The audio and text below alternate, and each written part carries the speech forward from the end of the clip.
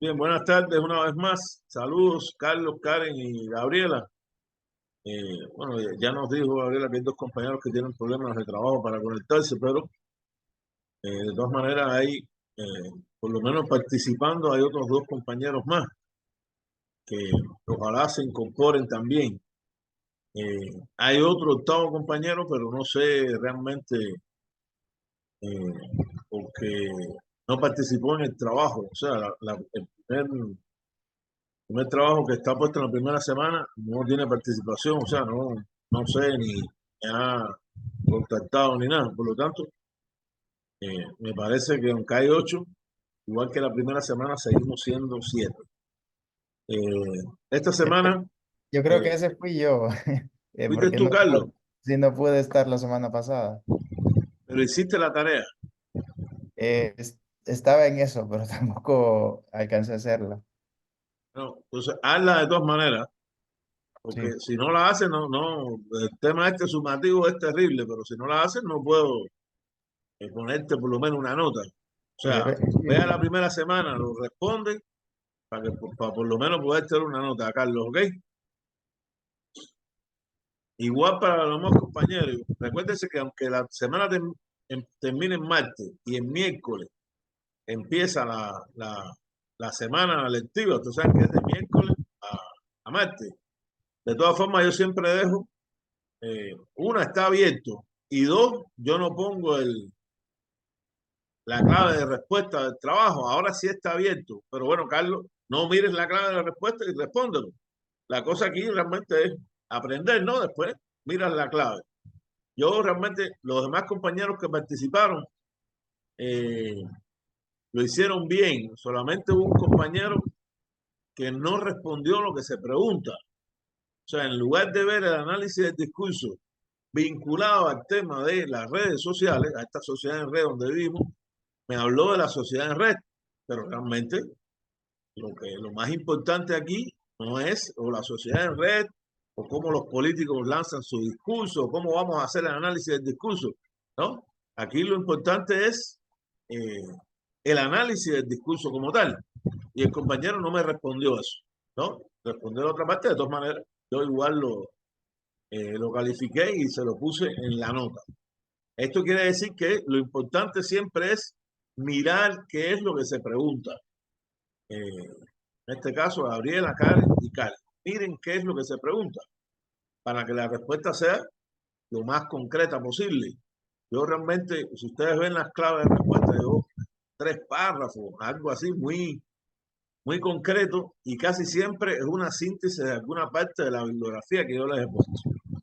Difícilmente yo le ponga algo que no esté en la bibliografía o ustedes no puedan interpretar a partir de la bibliografía. Porque realmente pienso que no sería justo preguntar algo que no está en la bibliografía, ¿verdad? Sería algo así como el surdo. O sea, que revise la bibliografía que está ahí, realmente no va a tener ningún tipo de problema. ¿Ok? Le decía, en esta semana vimos la concepción activa del lenguaje en el análisis del discurso. Fíjense que esto, antes de tomar la, la palabra de ustedes me digan qué es lo que les ha parecido. Eh, es algo que en el mundo de hoy se da como por hecho. Y yo creo que hay una gran razón en ese sentido, teniendo en cuenta que incluso con esta misma sociedad en red donde vivimos, eh, el discurso construye, o sea, el discurso incluso construye realidades, no queda como algo pasivo, no queda como una descripción de lo que está ocurriendo, sino que construye realidades en el sentido de que construye muchas veces dentro de los sujetos que formamos una sociedad determinada, una visión de qué es lo que está ocurriendo. Por lo tanto, esto es algo bien claro. Por supuesto, en el idioma español, eh, posiblemente si lo comparamos con el inglés, esto es más complejo, en el sentido de que el idioma español es un idioma realmente mucho más denso. Si ustedes buscan un traductor del español al inglés, ustedes verán que cuando ponen la traducción del español en el inglés casi siempre queda más o menos la mitad, ¿no? Quiere decir que en el español se utiliza un lenguaje mucho más denso, yo diría, la palabra para los lingüistas españoles es un lenguaje mucho más rico que el lenguaje inglés. Como un ejemplo, ¿no? Yo creo que el francés es muy parecido al español. Creería yo que eso está determinado por ser eso que se ha llamado en la historia del lenguaje un lenguaje romance. Los lenguajes romances son los lenguajes que nacieron a partir de el latín. En este caso son el español o el castellano, que sería la palabra más cierta. Nosotros hablamos castellano, no español, aunque se diga que hablamos español. Es el lenguaje que viene de la región de Castilla y León en España. España es un reino multi, multiétnico y por supuesto tiene multicultural y tiene es multi lenguaje, o sea, no es lo mismo el catalán, el castellano, que el galaico portugués, que el vasco, son otros idiomas que tienen características muchas veces diferentes al propio castellano. Pero así es como normalmente aparece, ¿no? El lenguaje español igual se ha quedado en el transcurso del tiempo como lenguaje español. El francés es otro de los idiomas romances, el italiano, el rumano, el catalán es un idioma romance y hay que tenerlo así como tal. O sea, no es lo mismo hablar catalán que hablar castellano. Incluso el catalán como idioma es más parecido al francés que al castellano, o sea, que al español propiamente dicho. Pero son idiomas romances. El inglés es un idioma que tiene un origen germano, igual que el alemán tiene un origen germano. O sea, su raíz lingüística es distinta. ¿Por qué les explico esto?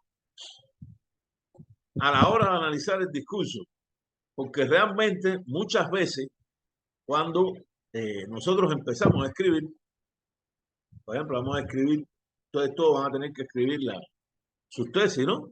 Sus informes finales, esa es la investigación que ustedes están realizando. La tendencia que se observa en el discurso escrito, y por supuesto a la vez se va a ver en el discurso hablado, pero en el discurso escrito sobre todo, la tendencia que se observa es a la utilización muchas veces de las oraciones subordinadas dentro del propio, en la aplicación de ese lenguaje escrito que tenemos. Y esto hace, por supuesto, que sea mucho más denso a la hora de alguien interpretar qué es lo que nosotros estamos diciendo. Esto, la utilización reiterada de esas oraciones subordinadas muchas veces incluso trae consigo que se pierda el mensaje que realmente queremos dar. Y es algo así como un punto que hay que tener en cuenta a la hora de nosotros escribir, redactar, no solo el informe que ustedes están haciendo, sino la tesis, están en el proyecto de investigación, sino en definitiva todo lo que vamos a escribir. Nos olvidamos muchas veces de eso que es en el idioma español algo tan claro a la hora de expresar una idea, que es el uso del sujeto, verbo y predicado. No lo hacemos. Tenemos un sujeto, ponemos una oración subordinada, utilizamos a veces demasiados gerundios y esto hace que el lector le cueste analizar cuál es el mensaje que queremos dar. Y muchas veces hace también en la retórica política que a lo mejor no se entienda con claridad cuál es el mensaje que queremos transmitir e incluso cuál es el mensaje que estamos recibiendo. O sea, porque somos receptores de mensajes, por supuesto también somos los que hacemos los mensajes. Hoy en las redes sociales eso es lo más claro que hay. El periodismo hoy ya no es un periodismo pasivo. Antes solamente uno veía la televisión y recibía el mensaje, ¿no? Pero no intercambiaba, no había una relación en doble vía a la hora de analizar el mensaje. Éramos solamente receptores y no sujetos de un propio discurso, un propio mensaje, opiniones, argumentos, etc. Hoy eso ha cambiado totalmente en esta sociedad en red donde nosotros vivimos y como habíamos visto en la clase anterior, eso es lo que muchas veces hace tan o hace más complejo el giro discursivo del momento actual. O sea, si vimos en la clase anterior que hay un giro discursivo, hoy estamos viendo también que en nuestro idioma, castellano, español, también existen problemas, digamos, entre comillas, porque eso tiene que ver con el uso del lenguaje. Pero le hice la primera historia porque ese uso del lenguaje también tiene una relación directa con nuestro propio lenguaje a la hora de analizar esa concepción activa del lenguaje y relacionar muchas veces esos principios lingüísticos del español con el análisis del discurso, ¿no? Entonces, es como si algo así como que dijéramos que debemos volver a, a la base de nuestro idioma y que cuando vayamos a redactar un discurso escrito o un discurso que va a ser un discurso oral también, recuérdense que hay un discurso oral, ustedes solamente no van a hacer, van a redactar una tesis, sino que ustedes van a hacer la presentación de una tesis, ¿no? Eso ustedes todos están claros, ¿no? Hay que presentar la tesis. Y la presentación de la tesis no puede ser de que se lea qué es lo que está escrito. En primera, si lo que ponemos de manera escrita es denso, no se entiende en nosotros mismos, aun si lo estamos leyendo. No se entiende sobre todo para los que los están evaluando ustedes, sino que esas presentaciones deben ser presentaciones donde ustedes muestren una capacidad de análisis y de síntesis para plantear en un tiempo determinado cuáles son las principales ideas, cuáles son sus principales argumentos, casi siempre cuáles son sus principales conclusiones en la investigación que ustedes están realizando. Eso se entiende, compañeros, compañeras. Esto que les estoy diciendo, esta introducción, porque al final es una introducción, es extremadamente importante en esto que tiene que ver con el análisis del discurso, ¿no? Por una parte hay lectores. Ustedes saben que hay tres lectores. Hay un jurado formado por tres lectores, un presidente del lector, dos vocales, pero son al final tres lectores. Cada uno tiene una opinión, cada uno tiene un voto. Esos lectores están analizando el discurso escrito de ustedes y están analizando su discurso oral a la hora de presentar su trabajo.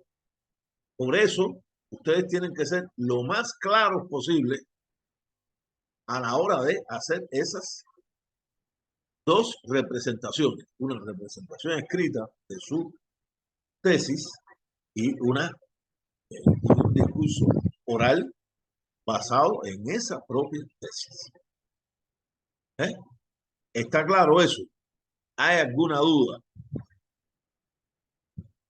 Eso parte de ustedes tienen que mandar las ideas más claras, más concretas. Y eso es lo que hace el vínculo, yo diría, semántico de nuestro idioma con el análisis del discurso. Eso es como el ABC. Yo creería, estamos en maestría, que en algún momento de la vida de ustedes han hecho, participado en una tesis, en trabajo de investigación y a la vez lo han presentado. ¿Es así? Pregunto. ¿Hay alguien que no haya presentado de manera oral una investigación, un ensayo, cualquier cosa? ¿Hay alguien que no lo haya hecho? Si nadie me responde, doy por hecho que todos ustedes lo han hecho, ¿verdad? Vaya, valga la redundancia. Y entonces, yo creo que es importante preguntarse cuál es la experiencia que ustedes han tenido de eso. ¿Han tenido una experiencia positiva? ¿Han tenido una experiencia negativa? ¿No han sabido realmente, como experiencia, tienen dudas de el alcance que tuvo eh, el discurso oral de ustedes, basado, repito, en un discurso escrito que está en los propios informes finales? Yo quisiera oír eso de ustedes. ¿Cómo ha sido eso? ¿Cuál ha sido la experiencia de ustedes a la hora de hacer esas presentaciones? ¿Quién comienza? Adelante.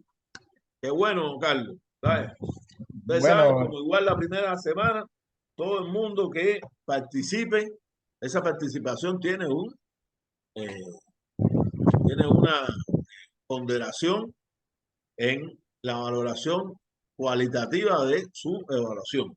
Adelante, Carlos.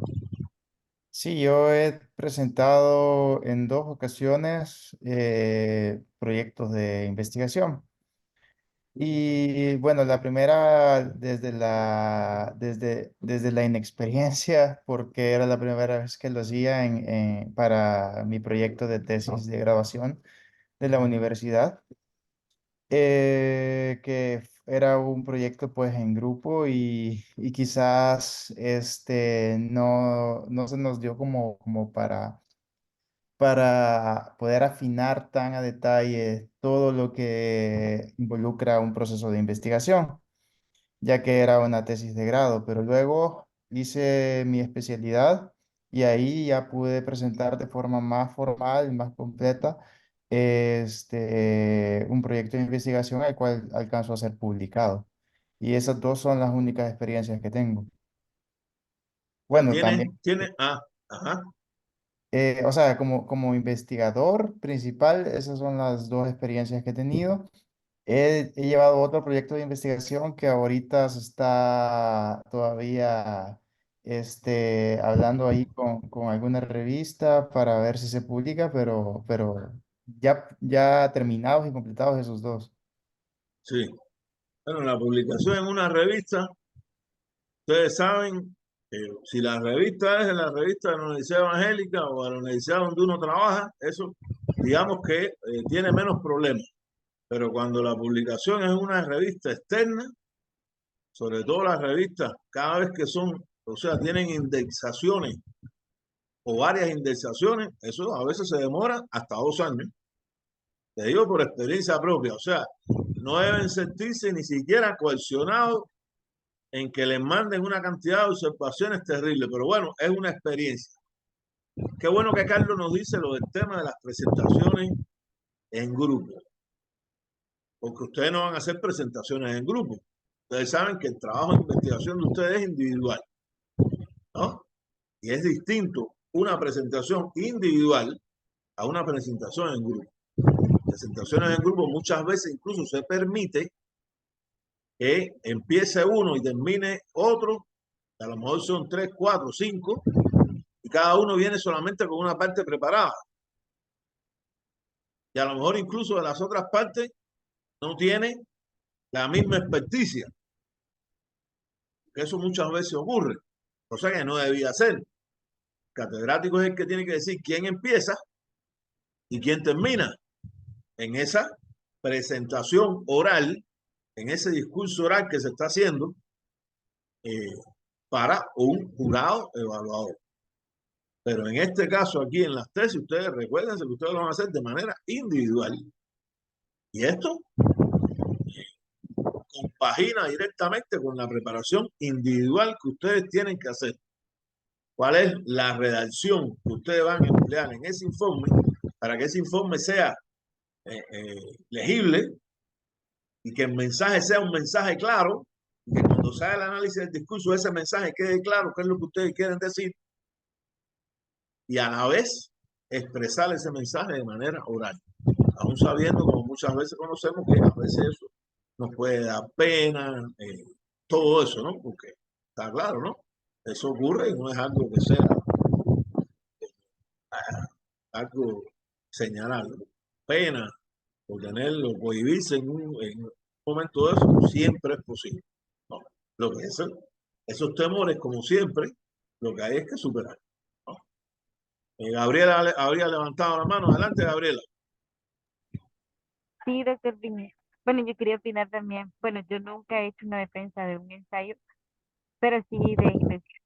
Me remonto a la etapa de, por ejemplo, de bachillerato, de que sí se nota la evolución de que uno va teniendo académicamente, por decirlo así, ¿verdad? Porque el bachillerato ya uno es consciente ya cuando va a la universidad de que lo que uno ha hecho pues no sirve. Bueno, en mi caso, puedo decirlo por la preparación académica y porque también hay algunas cosas en cuanto a investigación que en el nivel de bachillerato siento que no se le dedica como lo que debería de ser. Lo mismo pasa también en la universidad, quieras o no, porque hay algunas materias en específico que llevan propiamente la rama de la investigación, pero no en su totalidad. Y a esto es de añadirle también el conocimiento que puedan tener algunos docentes con respecto al tema investigativo, porque no todos lo dominan o no todos han tenido como esa preparación en esa área. Y también en esa etapa se nota el cambio, bueno, ahora con esto de la maestría, también se nota la evolución o ese cambio que uno tiene que tener, ¿verdad? Ya en cuanto a la elaboración y al análisis también que uno debe de hacer, que ya no es tanto más de pregrado, porque en este caso sí yo lo he visto bastante, bueno, con respecto a mi tema y también con la formación. Y otro de los aspectos que sí me ha costado y que siento que ha sido como un aspecto en contra es que hoy ya no tiene como el apoyo grupal, sino que es uno solo y uno tiene que saber cómo hacer el dominio del tiempo para poder controlar en un proceso de defensa, que es lo que usted habla, ¿verdad? Porque uno piensa que, o sea, uno tiene como esa noción de que toda la investigación como tal puede defender, pero realmente ahí es donde uno tiene que tener ese criterio de análisis, de realmente saber qué aspectos más relevantes de la investigación es lo que uno puede resaltar para que al final pueda ser aprobado mi anteproyecto. Bueno, eso es nada más quería decir. Muchas gracias, Gabriela. Eso, abundando en lo que les había dicho anteriormente, es una relación directa. Es que están en una maestría, así de simple. No es lo mismo lo que ustedes hicieron en la licenciatura que lo que están haciendo en una maestría, o si alguien hizo otra maestría, ¿cómo lo hizo en la otra maestría? Es distinto. Es que los niveles de, yo diría, de rigor aumentan, ¿no? Y yo sé que eso da temor. O sea, eso no, uno no, nadie es inmune a eso. Muchas veces incluso los lectores que se tienen,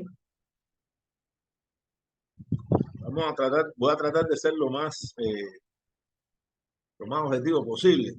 A veces los lectores que se tienen, suponemos que no entienden exactamente su rol y asumen a lo mejor un rol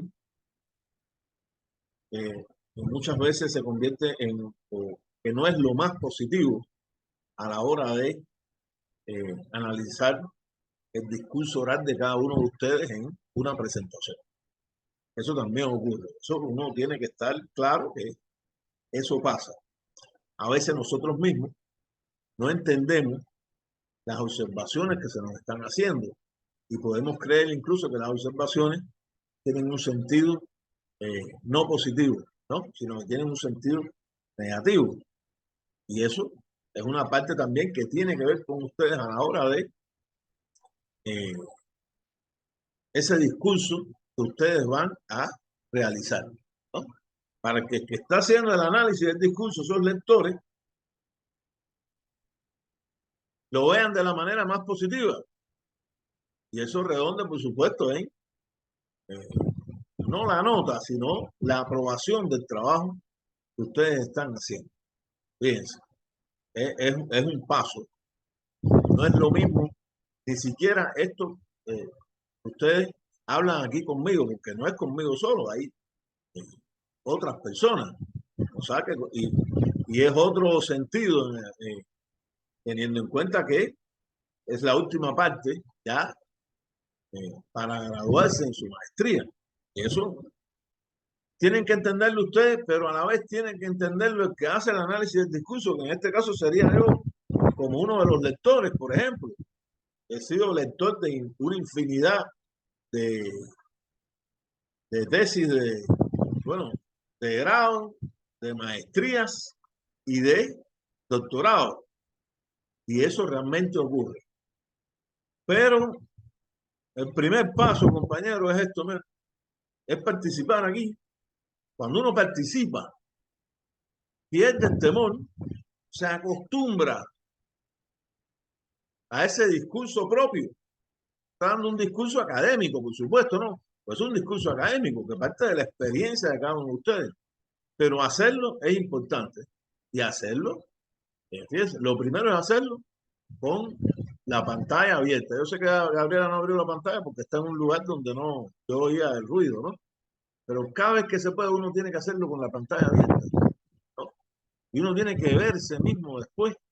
Se los aconsejo con mi experiencia. Uno tiene que verse después qué es lo que uno dijo. Fíjense, cómo lo dijo.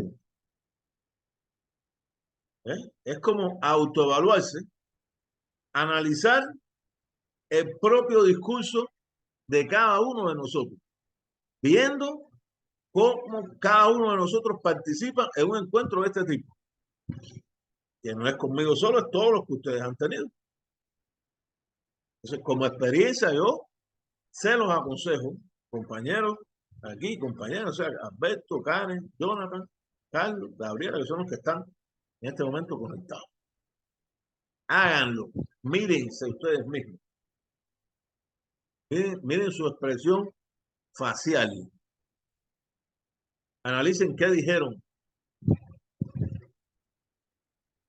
Hagan incluso la transcripción cuando tienen dudas, a ver cómo pueden cambiar ese discurso. Todo eso es importante. Eso los ayuda en un resultado. Se los digo así claramente. Los ayuda en un resultado. Entonces, yo sé, por supuesto, todos tenemos poco tiempo, tenemos infinidad de problemas, todo eso está claro, pero muchas veces hay que tratar de hacerlo, ¿no? Ya, sí, no, Gabriela, no te preocupes, si yo oí cuando la abriste que está donde está. De todas maneras, lo importante es estar conectado y después el que tenga alguna duda lo vuelve a revisar. Bueno, Gabriela que nos está escribiendo en el chat y me está explicando qué es lo que pasó, pero no se da cuenta que el lugar donde estaba no era un lugar donde hay bulla. Ustedes saben que eso es uno de los problemas principales de las clases sincrónicas, ¿no? Ustedes oyeron aquí mismo ahorita que estaban explotando cohetes, ¿no? A saber ni por qué. Porque a esta hora un cohete es alguien que evidentemente le sobraron los cohetes de fin de año, ¿no? Y empiezan a explotar cohetes, así algo terrible, ¿no? Pero bueno, ni modo, ¿no? Esa es una de las limitaciones de las clases sincrónicas. Tiene Alberto levantado la mano, Alberto, Karen y después Jonathan. Adelante, Alberto. Sí, maestro, yo he tenido alguna experiencia en presentación de los datos en la maestría de salud pública que hace en la Universidad de El Salvador. Pues es difícil la presentación oral de los datos porque realmente uno no encuentra la posibilidad de tanto dato que encuentra y poder enfocar precisamente lo más principal que los ponentes y los evaluadores entiendan. Entonces, una forma lógica que encontré yo es basar en el tema, los objetivos, las conclusiones, entonces, y las recomendaciones que todo de llevar el mismo hilo. ¿Va? Por ejemplo, en esta maestría estoy haciendo el estudio de humanización, un tema fenomenológico. Yo no sabía ni cómo poner el tema, hasta la maestra que me revisó la tesis me corrigió el tema, porque es sumamente complejo hablar. La mayoría piensa que cualitativo es bien fácil, pero yo me he dado cuenta como es sumamente complicado hasta el tema, los objetivos, la categorización, que es sumamente difícil hacer una categorización siempre basada en bibliografía. En términos de definición, pues yo agarré una definición de la OMS para que cuando me digan ¿De dónde agarró la categorización de este escritor? A ver, ya dijo esto, mencionó esta categoría y de eso voy a hacer mi definición para que el estudio cualitativo no sea falso, no que tiene que tener una referencia bibliográfica que me diga y me apoye mis variables. Sumamente importante eso y a la hora de presentación, un caso, yo casualmente también soy maestro de los alumnos en la Universidad de Salvador y realmente esta maestría me ha servido mucho porque yo tenía una maestría de salud pública, pero no es lo mismo esta maestría que comparado con la otra maestría. En conclusión, pues, decir y exponer un tema donde uno no es diestro en algo es sumamente complejo para mí porque yo manejo otra parte de la medicina y hablar ya de este tema en particular de teoría cuantitativa realmente me ha sido muy difícil porque los alumnos mismos les ponen, en la tutoría les digo, a mí me ponen 3, 2 en la tutoría, le digo, uy, no, doctor, no es posible, bien, porque es otro concepto que yo tengo, le digo, de otra que no domino ese campo y es mi finalidad tratar de dominar ese campo, que nunca lo voy a lograr, Leo, porque no es mi especialización, pero al menos intentar llegar al conocimiento básico de ese campo es fundamental para mí. Entonces, en conclusión, yo creería que manejar un concepto básico de alguna rama de cualquier tema es sumamente importante y a la hora de exponer un tema, como usted lo mencionaba, a ver, definir y orientar a mi jurado sobre qué estoy haciendo el estudio, que ellos me entiendan, es lo más importante. Muchas gracias, Alberto. Qué buena experiencia esa y haberla compartido aquí con todos, ¿no? Pues aquí al final todos estamos aprendiendo. Fíjense y qué bueno que Alberto toca el tema de las citas en en una investigación, porque lo mismo hay en ese discurso nuestro, la parte que tiene que ver solamente con nosotros, o sea, los resultados que son propios, es el nuevo conocimiento que vamos adquiriendo o que hemos adquirido en una investigación, que es la parte más importante. Sin embargo, eso eh, se está confrontando con una información teórica que viene de otros autores. Y eso que le ha pasado a Alberto, así pasa constantemente, porque recuérdense que los conceptos están ahí, pero las definiciones son las que cambian. El concepto está, pero pueden haber incluso de un concepto varias definiciones y puede ser muchas veces que un lector, ese que está haciendo el análisis del discurso de ustedes, de todos aquí, no esté de acuerdo con ese concepto que usted está planteando y crea que el concepto más adecuado es otro, como me ha ocurrido a mí muchas veces por los temas sociales que yo trato, donde hay conceptos que tienen una cantidad de definiciones, los conceptos de democracia, Estado, migración, retornado, todo eso es un concepto con muchas definiciones y a veces me dicen, no, pero bueno, ¿y usted por qué no usó tal? Ah, muy bueno eso que nos dice Alberto. Uno tiene que defender en su tesis por qué en su discurso, ese es el discurso, un discurso que está eh, argumentado, que tiene que defender por qué usted utilizó esa definición de concepto y no otra. Utilizo la de fulano de tal por esto y por esto. Y no ver como malo que se lo estén preguntando, porque los lectores muchas veces hacen eso porque yo mismo, hablando también de Alberto de las investigaciones cuantitativas, esa división del amigo Sampieri entre investigaciones cuantitativas y cualitativas, que a mí personalmente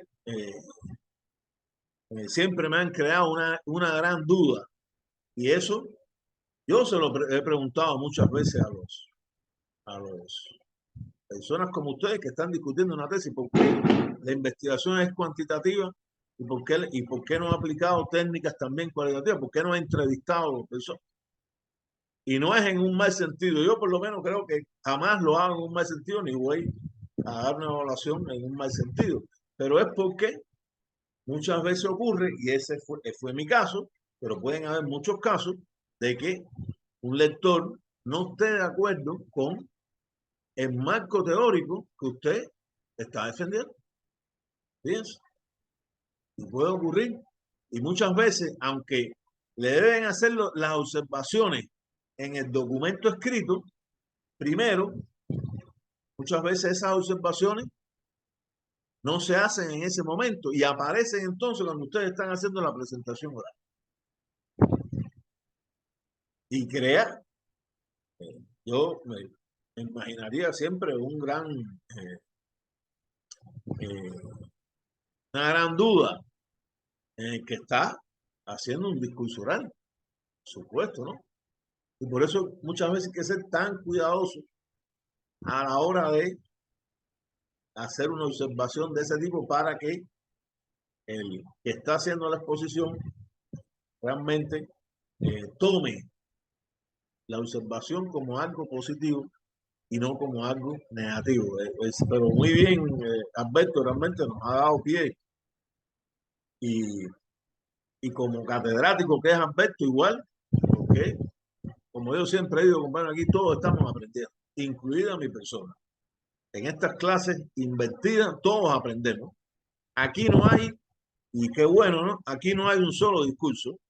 Aquí no está solo mi discurso, aquí están los discursos de todos los que estamos en este encuentro, ¿no? Porque cada uno de nosotros, de manera subjetiva, tiene sus argumentos y tiene capacidad para defender sus argumentos, aunque no sean mis argumentos, aunque no sean los argumentos de otros compañeros o compañeras. Adelante, Karen. Hola, buenas tardes. Bueno, yo solamente he defendido dos proyectos de investigación, que el primero fue para mi grado, que fue Medicina General, y el segundo fue ya para mi posgrado de Medicina Interna. Creo que una de las cosas que más me afectó, bueno, que en el primer trabajo no teníamos mucha asesoría metodológica, entonces tenía muy poco conocimiento acerca de investigación. Y por ende, pues esto afecta, quieras o no, la seguridad a la hora de ir a hablar y defender un resultado. Pero ya para la segunda vez, ya teníamos un poco más de asesoría metodológica, aparte de la asesoría propia del tema, y pues ya fue un tema muchísimo más estructurado. Entonces creo que esta parte de la seguridad a la hora de hablar depende también del dominio que se tenga sobre el tema en sí y también sobre todo el proceso de investigación que se ha llevado. Y creo que la otra parte importante también al defender es el hecho de que los datos que yo presente deberían de ser presentados lo más objetivamente posible, imprimir, digamos, muy poca subjetividad, aunque esto es básicamente imposible, no imprimir subjetividad a los datos, pero porque siempre desde el momento en que yo elijo qué va a ser importante presentar y qué no, ya ahí hasta mi criterio subjetivo en el sentido de que es lo que yo opino acerca de. Pero creo que aquella objetividad que sí nos da todo el proyecto de investigación y todo el proceso en sí. Pues solamente eso. Muchas gracias, Karen. Fíjense que eso igual eh, es que es una cosa que para el que está viéndolo ustedes, eh, ver a una persona que tiene dominio del tema y que muestra el dominio del tema, primero que todo parte, no lo que se ha puesto, porque como dice, por supuesto, claro, uno pone, subjetivamente pone la parte del resultado objetivo que uno cree, pero tiene una parte subjetiva. Uno cree que debe poner esto y no poner lo otro, porque todo no se puede poner. Recuérdense que el tiempo que es un tiempo limitado para una exposición y uno subjetivamente dice, bueno, es esto, esto y esto. Y no es ponerlo todo escrito para leerlo, compañeros. Se lo vuelvo a repetir. Lo que más muestra dominio a la hora de un discurso oral es hacerlo sin leerlo. O sea, lo que usted pone escrito es lo que le da pie a usted para usted oralmente dar los argumentos. Fíjense, eso es lo que muestra. Yo veo a una persona, a lo mejor puede ser que los argumentos no estén de acuerdo, pero está defendiendo sus argumentos y no está leyendo, y realmente en mí, como lector, causa una impresión positiva, porque la persona tiene el convencimiento de que lo que está planteando está bien y es correcto, porque ese es su descubrimiento. Y eso es una cosa que hay que respetar, porque es el descubrimiento de cada uno. Y nadie sabe más que ustedes de lo que ustedes investigaron. Eso métanselo así en la cabeza. Nadie sabe más que ustedes. Ustedes hicieron la investigación. Ustedes tienen los resultados. Por lo tanto, ustedes tienen los argumentos para defender lo que ustedes están diciendo. ¿Eh? Ese es el resultado propio. Ese es el nuevo conocimiento al que ustedes han arribado. ¿Eh? El lector puede tener una opinión, pero los que hicieron la investigación fueron ustedes. Eso, uno tiene que crearse el convencimiento de que no, yo sé lo que estoy diciendo. Y eso no es una cosa necia ni autosuficiente, sino que es algo que es real. Porque ustedes hicieron la investigación. En este caso, las investigaciones son individuales. Más razón, ni siquiera son dos cerebros para ponerse de acuerdo. Es un cerebro solamente, es el cerebro de ustedes, el que subjetivamente está planteando los resultados objetivos de su investigación. ¿Okay? Entonces, ténganlo en cuenta a la hora de ese discurso que ustedes tienen que plantear. Gracias, Karen. Adelante, Jonathan. Buenas tardes, doctor. Buenas tardes, compañeros. En mi caso, parecido con los demás colegas, compañeros de la maestría, en el caso de la parte de la licenciatura ya en pregrado, tuve dos experiencias con el mismo tema. Una en la Universidad de El Salvador, en donde estaban asesores y jurados, pero la defensa era pública. Entonces, yo pensé que no iba a llegar mucha gente, sin embargo, se llenó el auditorium para ver al dichoso Canjura con su tema de investigación, ¿verdad? Que hablaba sobre poblaciones de especies silvestres del Oranuca María en una isla que se llama Montecristo, está en el Bajo Lempa. Resulta que eso es de mucha importancia porque la zona tiene como asentamientos que fueron utilizados por grupos del conflicto armado, ¿verdad? Que tenía que ver con la parte de la izquierda, ¿verdad? Del FMLN, que estaba muy cimentado en esa zona. Entonces llegaron personas hasta de filosofía y un montón de la academia, literatura y esta facultad muy importante de letras de la universidad. Entonces ellos querían ver qué era lo que iba a hablar de la zona. Resultó que muchos de los comentarios del público se orientaron más a la parte histórica del lugar, no a los datos de lo que yo quería dar a conocer. Entonces, se alargó un poquito la defensa, ¿verdad? En la parte de los resultados, sin embargo, salió bonita, ¿verdad? Pero el mismo tema fue llevado a Costa Rica para un simposio y fue completamente diferente, porque ahí sí se centró en los resultados que yo quería dar a expresar. Sin embargo, estaba dentro de un concurso sin saberlo, ¿verdad? En donde me evaluaban el tiempo, la organización, la estructura, el lenguaje corporal, cómo daba la interpretación y las conclusiones de los resultados de mi tesis y cómo utilizaba ejemplos o anécdotas que me habían ocurrido durante la recopilación de datos para poder dar a entender qué es lo que yo tenía trazado en mis objetivos. La sorpresa mía fue de que una de las tantas personas que yo había citado en el documento estaba presente en el lugar y era un norteamericano que tiene un proyecto en Perú y el señor pues hasta dejó su familia por irse a meter a la parte de Tambopata, a Perú, en una selva con un proyecto similar con loros y especies en peligro de extinción. Y ahí estaba el señor, ¿verdad? Entonces, yo cuando me dijeron en el micrófono el señor Donald Brightsmith es el investigador y yo me quedé así como en shock y creo que reaccioné quizás en cuestión de 5 segundos, así me quedé como helado, dije yo, Dios mío, ¿verdad? Porque yo lo Dios cité mío, ¿qué mucho me en va el a preguntar? documento. Ajá, exactamente.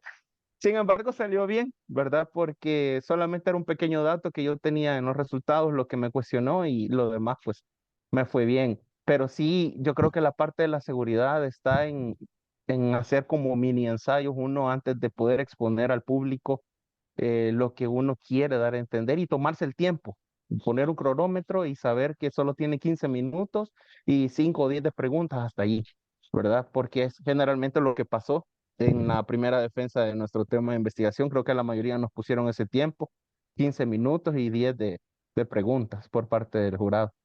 Sí. Qué Solamente. bueno, Jonathan, porque es que la primera presentación fue el ensayo. Hiciste un ensayo.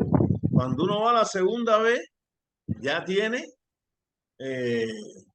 más argumentos. Incluso puede pensar qué es lo que le pueden preguntar o ya sabe qué le preguntaron antes. Y eso es importante tenerlo en cuenta.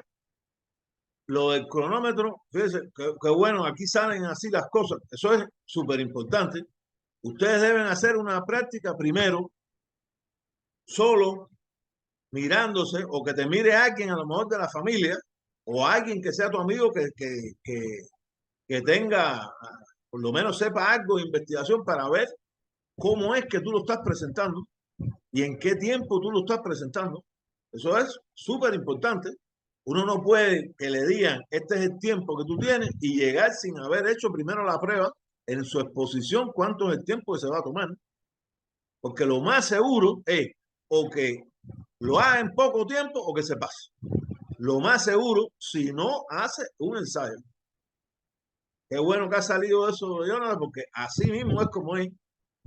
Uno no puede lanzarse, yo sé, repito una vez más, todo el mundo tiene problemas, tenemos problemas de trabajo, de la familia, saber cuántos problemas tenemos. Tenemos los problemas diarios, que son problemas, ¿no? Pero para salir mejor y para que ese discurso sea un discurso donde el mensaje que uno quiere transmitir esté claro, tiene que hacer el ensayo. Nadie se imagine que los políticos no hacen un ensayo antes de lanzar el discurso. Nadie se lo imagine. Nadie viene a improvisar. Eso es mentira. Todo el mundo hace un ensayo. Y lo que ustedes están haciendo es un discurso oral, ¿no? Ese discurso oral tiene que ser ensayado. Es obligado para que el resultado de ustedes sea lo mejor posible y para que sea entendible para ese auditorio que está. Bueno, en el caso de Jonathan, imagínense ustedes un público. Cuando hay un público, uno siempre se va a sentir más cohibido. Mayoritariamente hay personas que les gusta que haya un público, pero normalmente cuando uno llega a un auditorio y más se piensa, bueno, van a haber unas poca gente y es una presentación abierta, eso no es el caso, ¿no? Ustedes saben que las presentaciones aquí son cerradas. Ahí está la coordinadora de la maestría, los tres lectores, o sea, el presidente, el vocal y el secretario, o la secretaria, ¿no? Según el género que hay, y el ponente. Esos son los que van ahí. No he visto gente que van con personas y no entran. O sea, no sabría si las personas pueden entrar. Yo siempre he sido defensor de que las personas entren. Fíjense. En los casos de los doctorados, yo tengo fe en que ustedes también pueden hacer un doctorado. Yo sé que hay que dejar pisto, hay que pagarlo, eso está claro, está clarísimo. Los costos que tiene para ustedes hacer esto son costos donde hay que hacer un sacrificio, eso está claro también, pero los doctorados, por lo menos los que yo he participado en El Salvador, son abiertos. ¿Quiénes pueden preguntar? Pueden preguntar del público. Ahora, solamente pueden preguntar del público los que sean doctores. Los otros solamente pueden escuchar. Pero si hay un doctor y tiene una duda o quiere hacer un comentario, puede hacerlo.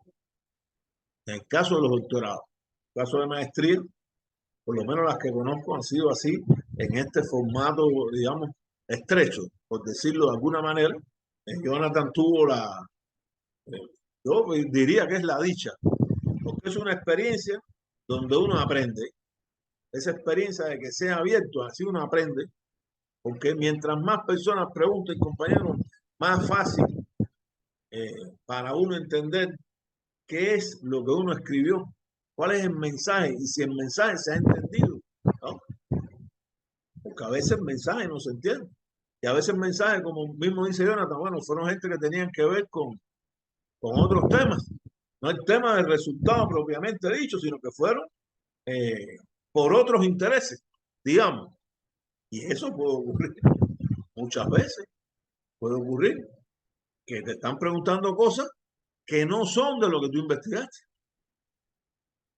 Eso ocurre.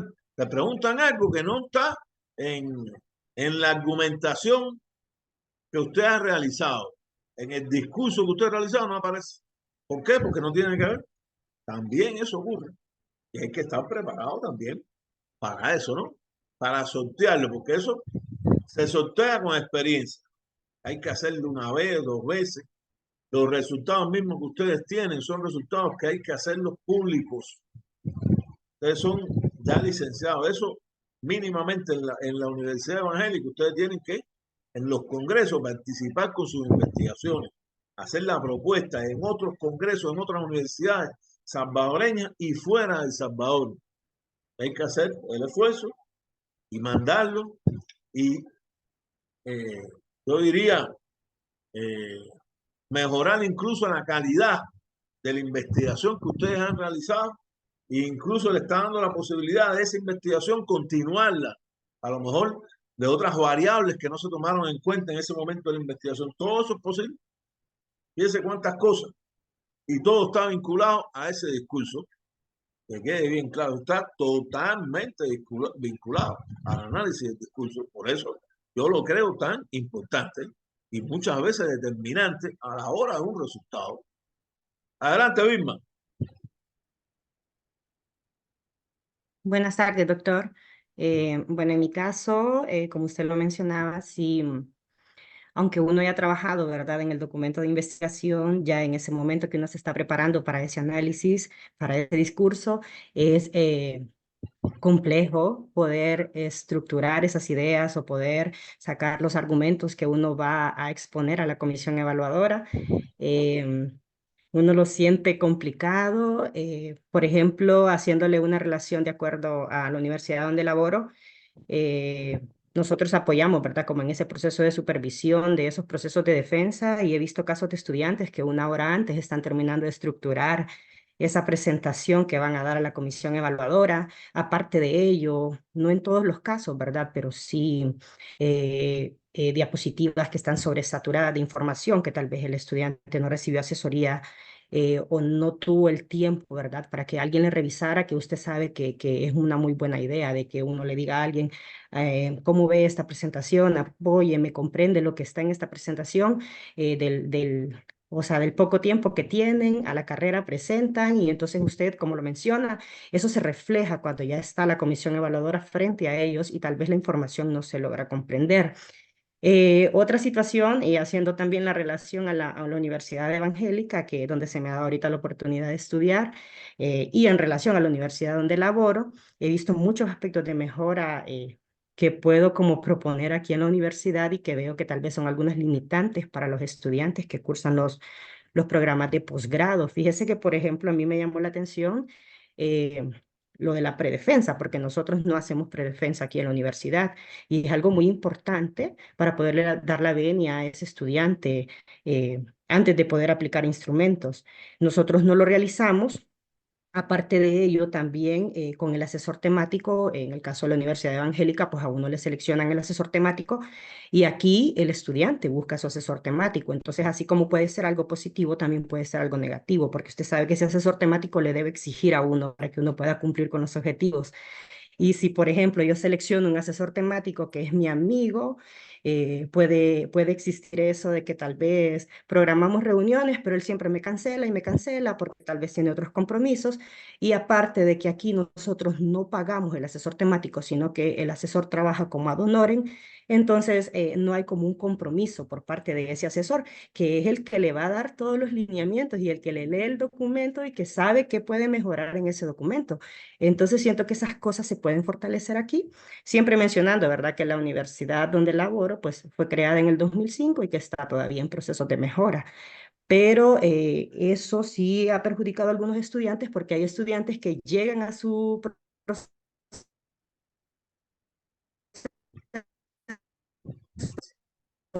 de estructurar el documento y no encuentran un asesor temático, tal vez porque no hay una que sabe que a usted le dice, pero también la universidad le puede exigir. No sé si me escucha. Sí, le escucho. Hubo un momento que medio que parece que debe ser la conexión de internet, se oyó como entrecortado, pero sí, la mayoría la he escuchado. Vilma, Ah, no ok. sé si tiene algo más y continúe, no Sí, tenga pena. Muy sí, interesante, sí. adelante. Otra situación que también me parece que es algo importante es, por ejemplo, el asesor metodológico. Nosotros aquí, el asesor metodológico es como el docente de la asignatura, de las clases de tesis 1, 2 y 3, y es el que va orientando al estudiante en todo este proceso de elaboración del documento en la parte metodológica. Pero, ¿qué sucede, por ejemplo, si yo me retiro de la maestría por X o Y motivo y me reincorporo 2 años después a ese proceso? La universidad me da solo la opción de que yo pueda pagar mi asesor metodológico por aparte y, y depende de la cantidad de años que yo me he retirado del programa. Por ejemplo, si es al año siguiente, entonces me integro a un grupo que lleva la clase y si no, tengo que cursar nuevamente las clases de metodología de la investigación. Entonces ahí el estudiante como que se desmotiva y por eso algunos no finalizan su proceso. También con el caso de las investigaciones, hay algunas que, como usted dice, deben de ser innovadoras y es por ello que tal vez de 100, unas 2 sean consideradas, ¿verdad? Para publicaciones o para incorporarlas. Digamos, tuvimos el caso de un abogado que presentó un documento del Congreso Nacional, pues lo solicitaron para poderlo trabajar y mejorar. Entonces, son pocas las investigaciones que son consideradas, la mayoría queda así como solamente en papel y en eso se está trabajando, ¿verdad? La mejora continua. También con la parte de la estructuración que le mencionaba de la diapositivas, pues bueno, usted formó parte de mi comisión. Pero aquí nos dicen con anticipación quiénes van a conformar esa comisión. Y en el caso de la universidad, no sé si es por el sistema en línea, pero a mí hasta ese día que me conecté, lo miré a usted y a los otros 2 miembros. Entonces, aquí uno ya está como preparado psicológicamente a quién va a tener ese día. Entonces uno también se pone como No, nervioso en esa. y ahora así no es conectado, ahora es presencial. Ajá, ok. Y Sí, ahora es presencial. entonces, sí, Tiene que ser entonces que sea alguien que no esté en El Salvador, que no vive en El Salvador, pero todos los que viven en El Salvador ahora es presencial. es presencial. Ah, ok. Eh, Aquí todo el sistema es presencial, así lo han manejado hasta el momento, no tenemos sistema en línea, pero si usted le envían los miembros de la terna evaluadora con anticipación para que usted tenga una idea de quiénes van a conformarla. Solamente, doctor. Muchas gracias, Vilma. Este, fíjese, es que en las universidades siempre, y más cuando se trabaja en varias universidades, he trabajado en El Salvador como en 7 universidades. En este momento trabajo en 4. Y es que no hay un libro para cada uno. O sea, eso es, es como un sistema adaptativo, ¿no? Ustedes y yo mismo tengo que adaptarme hay que adaptarse, no hay otra solución. Ahora, ¿qué es lo que sí no puede cambiar? Es que cuando usted vaya a hacer primero, la redacción escrita, ese discurso escrito que usted va a trasladarle resultados, como el oral, yo sí estoy convencido que en cualquier lugar, sea en una universidad o en otra, tiene que ser lo más claro posible, lo menos denso y lo más preciso. Si es así, el mensaje que queremos dar en nuestro discurso es claro y entendible y haya limitaciones, obstáculos o formas de evaluación que no sean iguales, de todas maneras vamos a lograr el objetivo fundamental. Esa es mi valoración trabajando en tantas universidades. Y repito, ninguna es igual. Ninguna. Todas tienen sus características, tienen sus formas propias. Hay universidades donde participa incluso el asesor. En la evangélica no participa el asesor. Por ejemplo, en la UCA sí participa el asesor en la discusión de la tesis y es parte de la nota, de esa nota sumativa, que ustedes saben que es una nota sumativa. Yo realmente siempre he creído que los lectores deben tener la responsabilidad, y aunque nos estamos saliendo un poco del tema, de dos maneras importantes de tenerlo en cuenta, los lectores deben tener la responsabilidad de ser, de con tiempo, entregar las observaciones. Las observaciones sobre todo a ese discurso escrito, a esa tesis que ustedes han planteado. Esas observaciones sean superadas y no esperar al final para, como muchas veces yo veo que ocurre. Y esa responsabilidad está en que si uno no puede hacerlo de esa forma, realmente debe dejar que otra persona sea el que lo haga. Así, yo creo que más claro no se puede ser, pero es necesaria una responsabilidad de mandar. Hay veces que, a pesar de que se mandan las observaciones, no se le han dado las observaciones a los que están discutiendo la tesis. Yo sé que eso también ha ocurrido, que tiene que ver, por supuesto, con a veces las propias formas esas que son diferentes en cada universidad. La universidad donde te dice, tienes que entregarlo tal día, y tienes que entregarlo tal día. Incluso si no lo entregas tal día, te pueden sustituir y poner otra persona. Si hay universidades así que funcionan así, ¿no? Yo creo que obligan a la responsabilidad, ¿no? Y a que se cumplan los tiempos. Y eso es importante. Pero, Vilma, si se plantea eso de la manera más directa, sin utilizar ese ejemplo de las diapositivas llenas de cosas que no tienen nada que ver con una diapositiva, porque el que llena una diapositiva de un discurso escrito es porque lo va a leer. No tengo yo la menor duda, llegan y al principio lo están leyendo, porque no tienen dominio realmente del tema. Así simple, no tienen dominio del tema, nada más que hay que verlo. Y por supuesto una responsabilidad también de los asesores. Los asesores no pueden permitir que llegue una diapositiva que esté cargada de un discurso escrito, ¿no? Un discurso de esa manera lo que va a hacer es que el estudiante lo lea.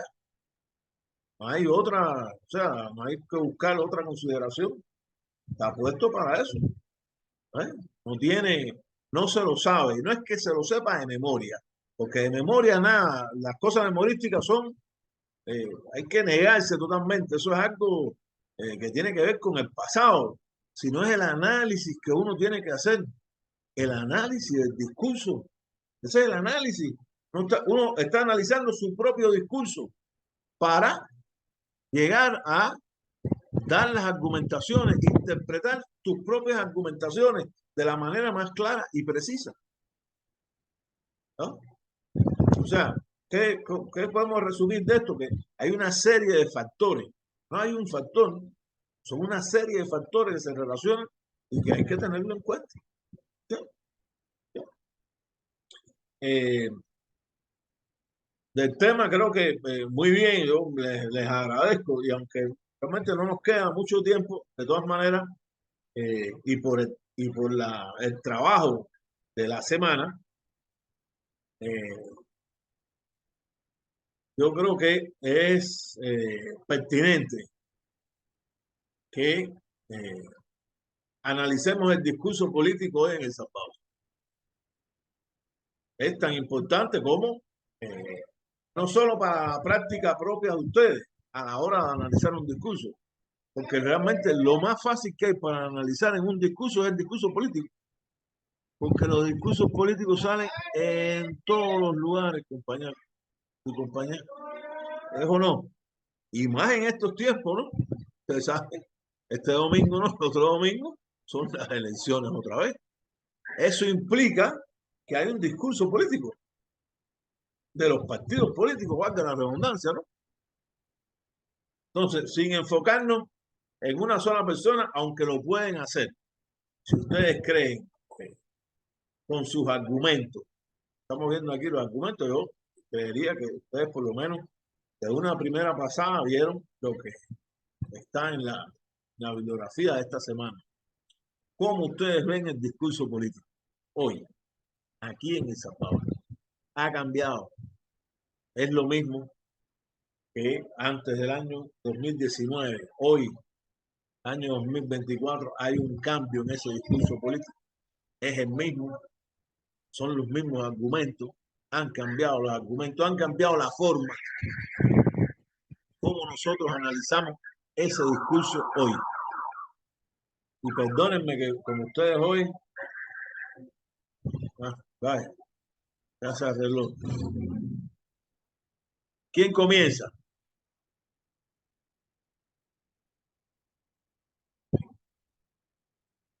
Karen, ¿bien?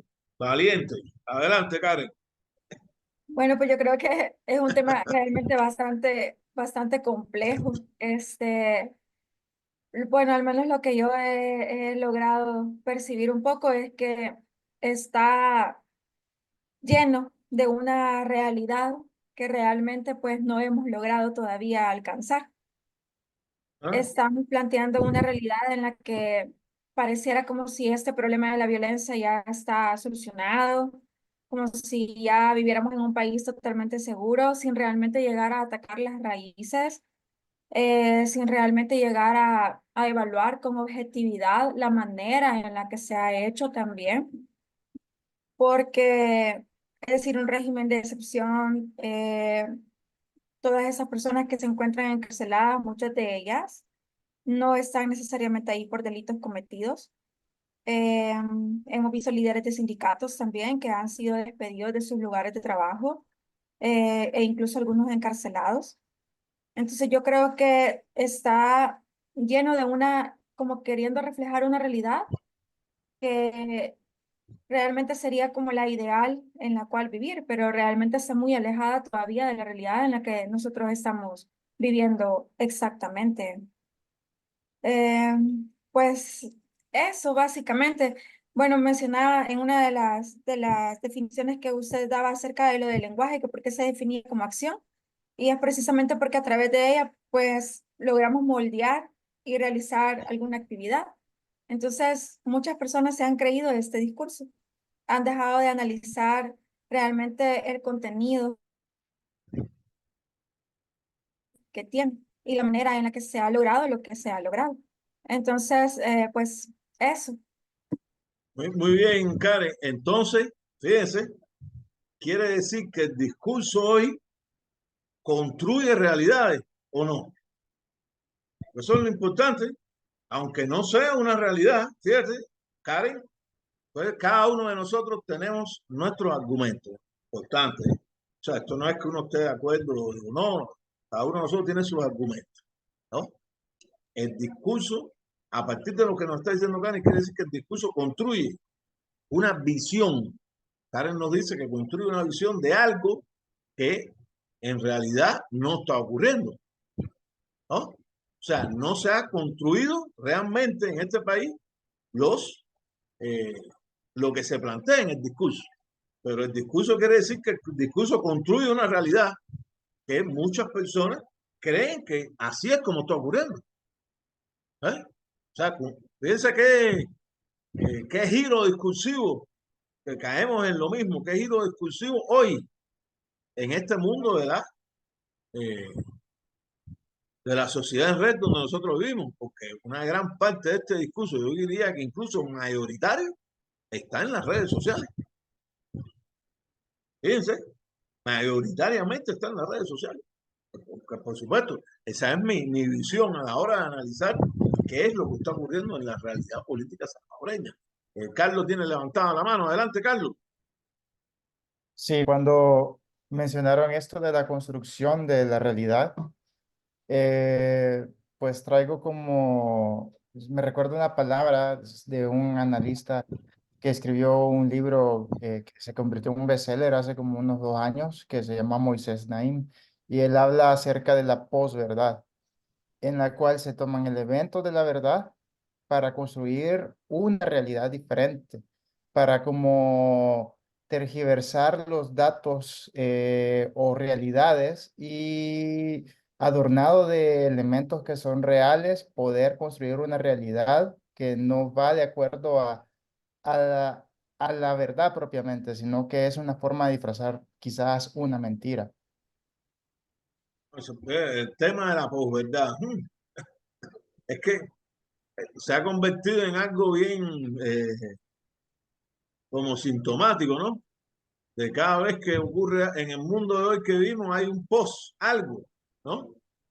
Ahí estamos en el postmodernismo, en la época de la post-verdad, como si algo fuera post, y uno dice, bueno, post, ¿después de qué? Porque post, algo es que hay algo primero, que es distinto en lo que se está basando, y muchas veces es Nigel el que plantea eso, realmente, un libro, un bestseller, ¡uf! Todavía sigue siendo uno de los libros más leídos a pesar de que tiene una gran cantidad de críticos. Enseguida te doy la palabra, Gabriela. Fíjense que hay una cosa que nos ha dicho Carlos que es muy importante. Yo diría, ese giro discursivo se puede convertir en un post-discurso. Yo he llegado hasta a pensar eso. ¿Será que estamos en un post-discurso hoy y es algo distinto? El giro discursivo es tan cambiante que estamos en un post-discurso y todavía no sabemos ver, porque hay una cosa que no se puede quitar. El tema, el tema de la seguridad, que es el tema posiblemente más simbólico, porque todos estos discursos tienen símbolos. Ese es el símbolo fundamental hoy en el discurso político salvadoreño, el tema de la seguridad. ¿Ah? Sin embargo, yo tengo con muchos compañeros que son analistas que me dicen, cuando yo le he dicho, bueno, pero ¿cuál es hasta dónde está la realidad? Ellos también me buscan una realidad. Me dicen, bueno, yo te voy a explicar mi realidad. Donde yo vivo, no se podía salir. No había prácticamente negocios. Y hoy la gente han empezado a abrir negocios.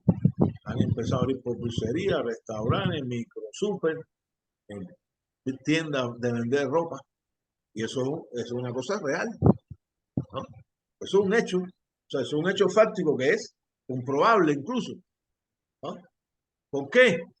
Porque sobre eso es que muchas veces se cimenta un discurso que va por encima de eso o que hace una interpretación que no es exactamente la realidad. Y eso que es complejo, el giro discursivo, porque el giro discursivo tiene un basamento real, tiene hechos fácticos, pero sin embargo se va por encima, o es lo que parece que se va por encima, ¿no?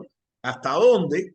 Es lo que muchas veces está en discusión. Yo creería que incluso porque a veces la información no es totalmente abierta, o sea, no hay el acceso a la información que es una información pública, está limitado. Y al estar limitado, nos limita a nosotros a la hora de hacer una valoración lo más objetiva o esa aproximación que tenemos que hacer a la realidad, se nos limita. Adelante, Gabriela, y después Alberto. Sí, perdón. Sí, doctor Brian, yo quería opinar con respecto a eso.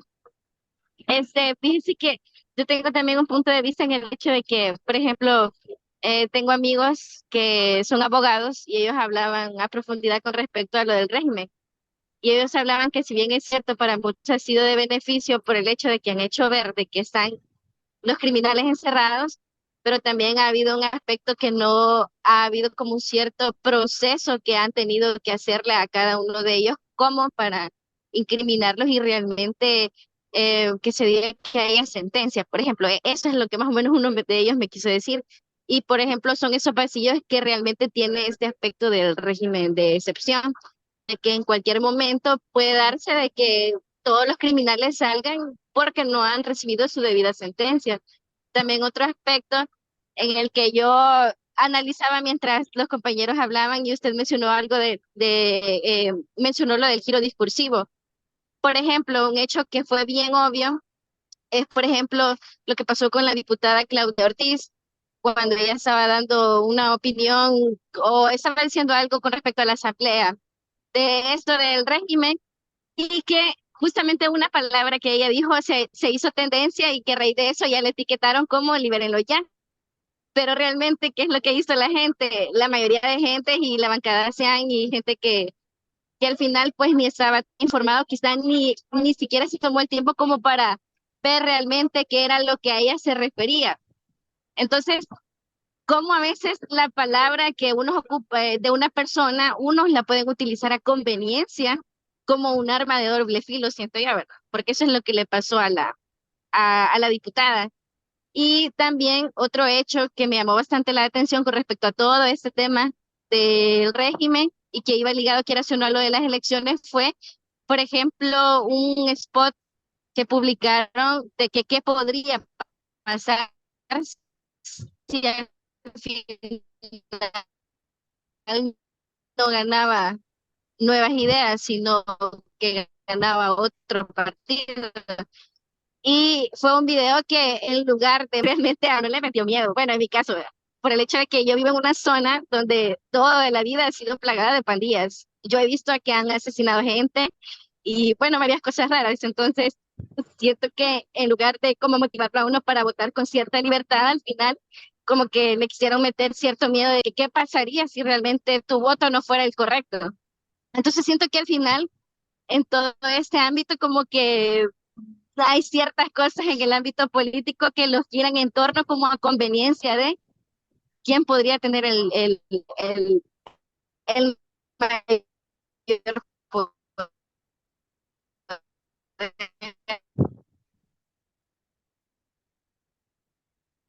Gabriel, al final ahí se Esa es oye mi opinión. entrecortado. Se oye entrecortado, pero más o menos tengo la idea de lo que nos quieres plantear. Fíjate que aquí para compartirlo con todos los compañeros, el tema de sacar de contexto las cosas eh, tiene una historia. Lo que pasa es que hoy cuando uno saca de contexto algo, como están las redes, está esta sociedad en redes, se puede hacer viral. Y una cosa que a lo mejor tenía que demorarse mucho más tiempo, se hace al momento. Ese es el cambio, ese es el análisis del contexto de hoy. El contexto hay que analizarlo a partir de la sociedad en red en que vivimos, sobre todo relacionado al giro discursivo. Antes no era así, pero sacar de contexto las cosas tiene una historia. Todo el mundo ha oído esa famosa frase achacada a Carlos Marx de que la religión es el opio de los pueblos. Todo el mundo no ha oído eso.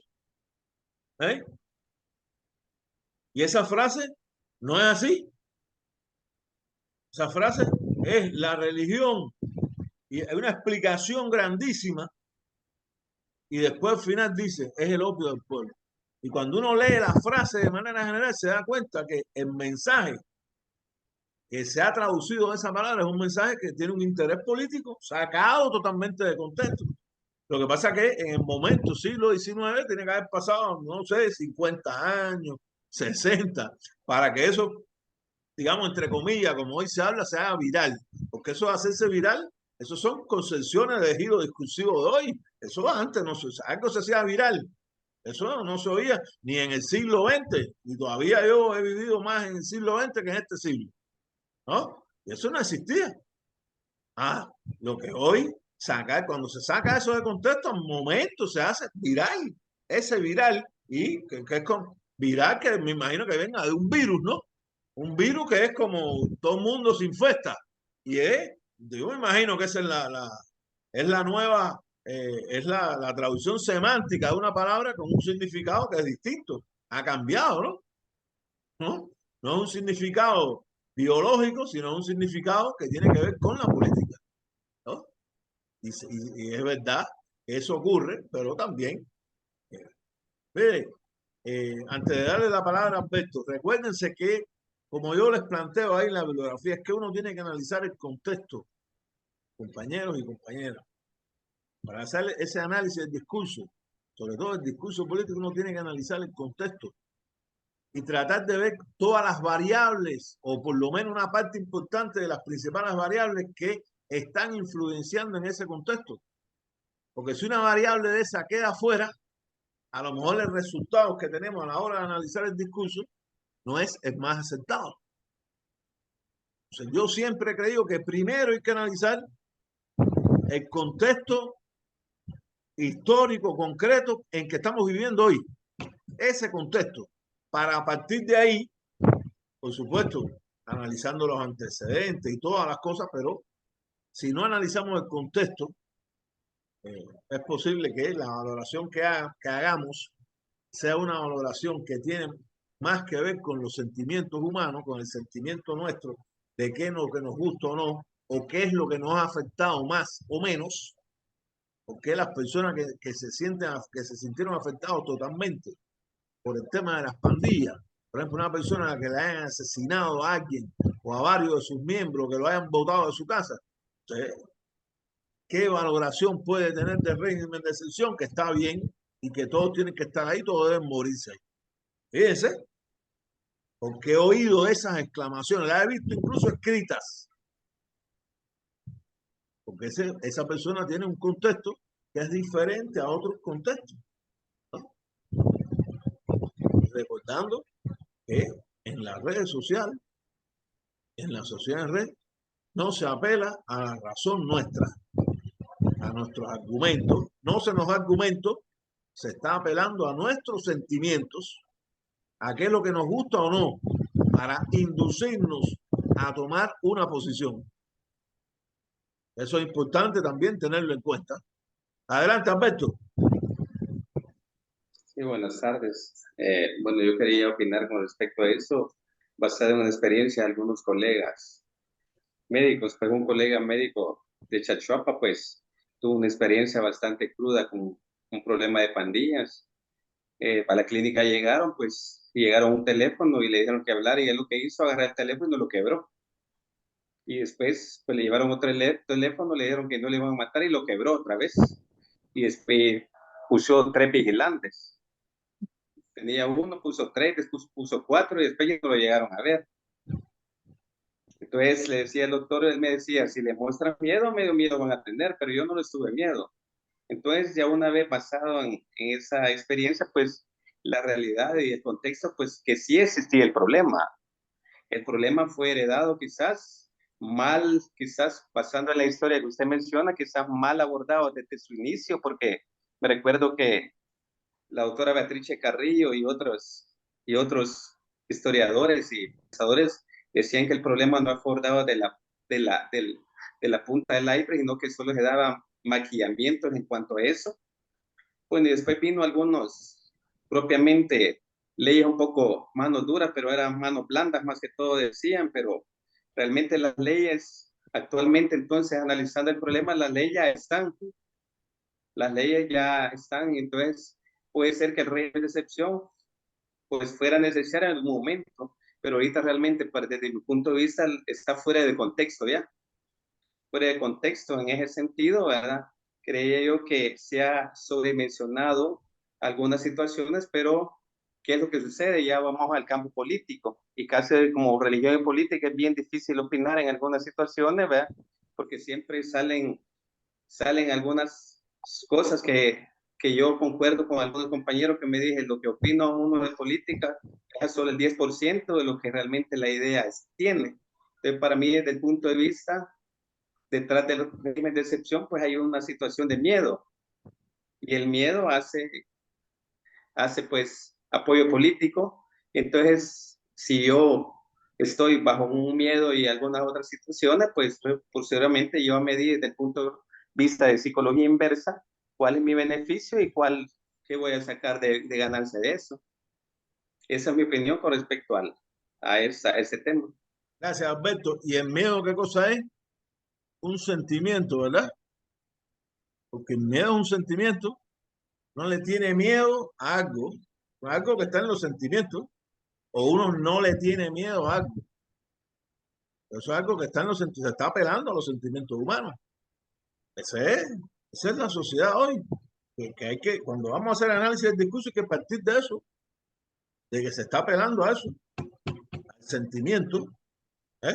Si se apela a una persona que ha tenido problemas, por ejemplo, ese amigo, pero cuando uno va a hacer, yo, antes de darle la palabra a Jonathan, fíjense que uno mira el régimen de excepción y igual hay analistas que hacen la comparación del régimen de excepción con la época de la dictadura, ¿no?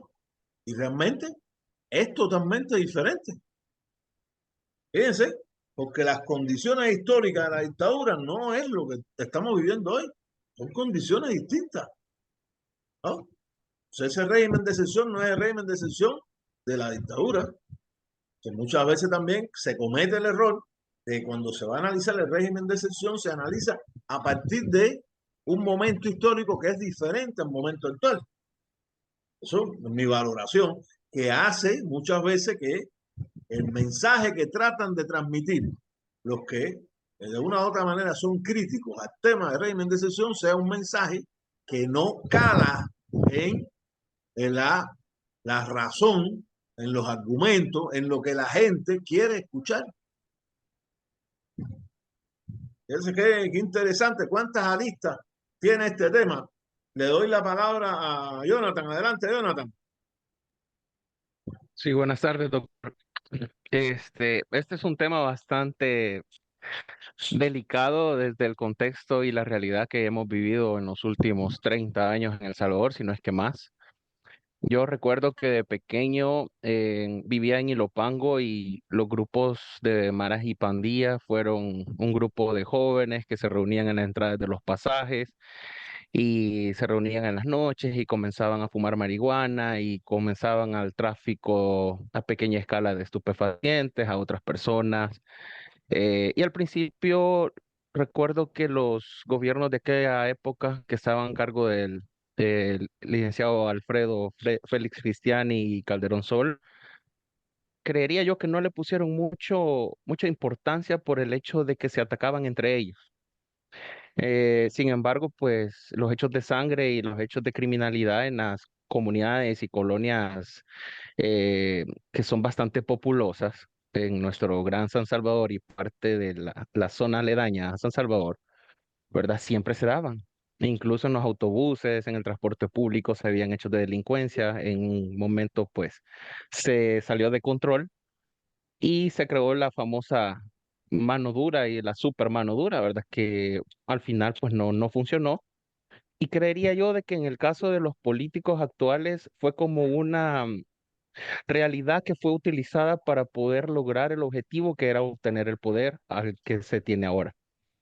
Utilizar esa problemática que tanto año vino a atañar, a afectar a la sociedad, que en este caso pues era la más afectada, la que vive en zonas populosas, Soyapango, Apopa, Ilopango, Altavista, ¿verdad? San Martín, eh, San Juan Opico, Lourdes, todas estas zonas de Zaragoza. Fueron pues afectadas en su gran mayoría. Los comercios a pequeña escala, las poblaciones, pues como usted mencionó, personas que tenían que pagar 2 coras para poder salir y para poder entrar nuevamente, otras 2 coras, ¿verdad? Para poder entrar a su colonia, en su lugar de residencia, o para poder tener un negocio de una panadería, tenían que darles $5 de pan francés todos los días a ciertas familias. A la señora que vendía pollo, pues tenía que darle su parte de sus productos. Y creo que todo esto fue utilizado y ya está siendo utilizado hasta ahora en día para eso, ¿verdad? No podemos negar que un político va a utilizar esto para tener diferentes estrategias para lograr el cometido que es tener poder, ¿verdad? Eso no lo podemos negar, porque siempre va a ser así. El político va a utilizar todo esto. Sin embargo, como usted mencionó y varios compañeros han mencionado, la cuestión de la campaña del miedo siempre fue utilizado por partidos de derecha, también partidos de izquierda, y ahora pues también por partidos que no se identifican ni de derecha ni de izquierda, pero que siempre ha sido utilizado. Son parte de las estrategias. Yo tuve la mala experiencia, y digo buena y mala, ¿verdad? Porque estuve haciendo un estudio a nivel de comunidades que fueron bastante afectadas en este campo de la criminalidad, en San Juan Opico, por ejemplo, donde asesinaron a 13 obreros que andaban colocando postes. Yo estuve trabajando con ADESCO de esa zona. Gracias a Dios, pues a mí nunca me pasó nada, me miraban los muchachos y ellos sabían que yo andaba de parte de una organización no gubernamental trabajando y nunca me pidieron, pero ni 5, ¿verdad? Sin embargo, ya me tenían fichado, ya sabían de dónde era, dónde vivía, todo. Yo no sé cómo, pero ya lo sabía. Sin embargo, me sorprendió el hecho de que yo trabajé con toda esa zona y nunca vi un hecho de criminalidad mientras duró el proyecto, pero terminó el proyecto, resultó asesinadas estas 13 personas que eran de diferentes lugares de vivienda al que andaban trabajando, pues, y simplemente, pues, acabaron con sus vidas. Recuerdo que en ese momento el gobierno no hizo nada, ¿verdad? No se utilizó ningún tipo de estrategia para poder capturar a estas personas y solo agarró un fulano que salió en un video y hasta ahí, ¿verdad? No pasó nada. Entonces, el hecho de que ahora en día esté este tipo de cuestión como es el régimen de excepción, como parte del plan control territorial, que son estrategias que buscan el tener o mermar esa parte de la criminalidad y violencia, como que a muchas personas en comunidades les ha dado como una esperanza de poder salir adelante con sus negocios, como usted mencionó. Pero hay que tener en cuenta también que todo tiene su momento y ahora habría que ver de qué manera el desarrollo económico y social de los pueblos y de las comunidades puede surgir a partir de lo que se tiene ahora en día. ¿Verdad? Yo conozco muchas personas que dicen, yo no voy a votar por los alcaldes de Nuevas Ideas, por ejemplo, ¿verdad? Yo conozco muchas personas, ¿verdad? Y dice, voy a votar por un partido contrario, ¿verdad? Pero quiero a alguien que trabaje, que tenga propuestas, que tenga algo de desarrollo económico y social para las comunidades y para las colonias, que hable de propuestas, ¿verdad? Pero creo que están en su libertad, ¿verdad? El hecho de ellos, bueno, aparte de los diputados, trabajaron en el tema de la gobernabilidad, se han ido por allí para darle gobernabilidad al Estado. Y creo que al momento de votar el próximo domingo va a haber algún cambio con respecto a eso, ¿verdad? Pero eso es parte del análisis que yo podría hacer hasta ahorita, ¿verdad? Por lo que yo he visto y he logrado evidenciar en las comunidades con alta presencia de pandillas, pero que ahora en día se ha mermado eso hasta cierto punto, pero ¿y ahora qué? Esa es la gran pregunta, ¿verdad? ¿Qué va a pasar después de acá? ¿A qué vamos? ¿A dónde va a llegar El Salvador? ¿Verdad? Solamente, doctor. Gracias, Jonathan. Una cosa importante ya antes de concluir. Todo discurso de un político es buscando el poder. Eso sí, como dijo, eso está claro. Ah, ese es el ABC de la política. La política es en busca del poder político. Eso nadie se puede engañar. Al respecto, la política es en busca del poder político, ¿no? Por intereses, o por los intereses propios o los intereses que representa. Pero es la búsqueda del poder político. Si no, no eres político. Te dedicas a otra cosa, ¿no? Eso es importante tenerlo en cuenta, ¿no? Supuesto, aquí se han vertido diferentes opiniones, qué bueno. Pues estos son los análisis, fíjense, compañeros, que tenemos que hacer de la manera más objetiva posible, como lo hemos hecho aquí, planteando los argumentos de un lado, los argumentos de otro, ¿no? Y para al final todos aprender, porque subjetivamente, de todas maneras, cada uno de ustedes mañana va a tomar la posición política que quiera, incluidos los que a lo mejor mañana no voten por nadie, porque igual, eso aquí a veces ni se cuenta, y eso debía contarse también. Hay personas que no participan, y hay personas que no participan incluso porque no pueden, porque trabajan en un lugar y no pueden regresar para votar porque no tienen que vivir, porque más importante para ellos es sobrevivir que ir a una votación. Y eso ocurre en El Salvador. ¿Solo ocurre en El Salvador? No, ocurre igual en Estados Unidos, el país supuestamente más democrático del mundo. Tiene que ir a su trabajo y si no lo dejan salir, sabe que si sale lo van a echar. Y uno no va a poner en riesgo su familia, sus hijos, y por ir a votar. Eso ocurre no solo ocurre en Estados Unidos, que eso tiene que estar bien claro, ¿no? Porque esas son las condiciones sociales concretas donde vivimos. ¿Eh? Lo que Karen dijo, vemos la punta del iceberg. Los, los problemas están ahí. Son los problemas históricos no resueltos en El Salvador. No son problemas históricos, son problemas que tienen desde que se empezó el desarrollo, digamos, del capitalismo de verdad en El Salvador con el tema de la vinculación de la producción cafetalera al mercado capitalista mundial. En el momento del desarrollo del capitalismo. Hasta hoy, esos problemas que están abajo no se han solucionado. Son problemas socioeconómicos, que son los problemas, por supuesto, que todos, de una u otra manera, aspiramos a que llegue un momento en que realmente tengan una solución favorable a el pueblo salvadoreño. ¿Sí? Perdónenme, mira, no les di el receso y ya son las 1:30. Yo iba a decirle, no iba a darle la palabra a Jonathan y a decirle que no, que ya no había tiempo, pero bueno, creo que en definitiva hemos llegado y el encuentro ha cumplido su objetivo fundamental, que es analizar, por supuesto, la importancia del discurso y del análisis del discurso de manera general y la propia realidad salvadoreña. Les agradezco a todos y todas aquí por su presencia. Recuérdense que hay que responder la tarea, amigo Carlos, la tarea primera que nos resolvió, ahí Carlos la va a hacer también para que los resultados sean lo mejor posible. ¿Ok?